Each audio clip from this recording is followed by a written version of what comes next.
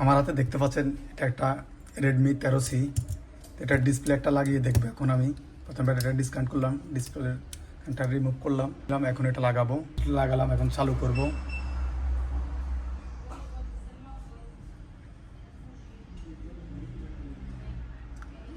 দেখতে পাচ্ছেন এর সমস্যা কিন্তু ডিসপ্লের না, ডিসপ্লেটা কিন্তু ভালো। এর সমস্যা হলো এটার মধ্যে ইউনিভার্সাল ডিসপ্লে লাগাতে হবে, তাহলে অ্যাকুরেট কাজ করবে।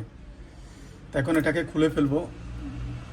এটা ডিসপ্লের সমস্যা না, ডিসপ্লে কিন্তু ভালো। এটা ইউনিভার্সাল ডিসপ্লে লাগাতে হবে, আবারও বলতেছি। আবার এরকম যখন আসবে ডিসপ্লে লাগানোর পরে, তখন এটা আবার ভাববে না যে মাদারবোর্ডের প্রবলেম। এটা মাদারবোর্ডের প্রবলেম না, এটা আরেকটা ডিসপ্লে লাগাতে হবে, তাহলে অ্যাকুরেট কাজ করবে। ঠিক আছে, তো আমি এটাকে খুলে নিব। বুঝতে পারছেন? তো এখন আমি এটাকে খুলে নিব।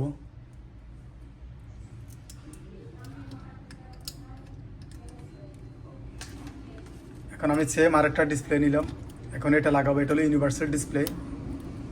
লাগালাম, এখন চালু করবো ফোনটা।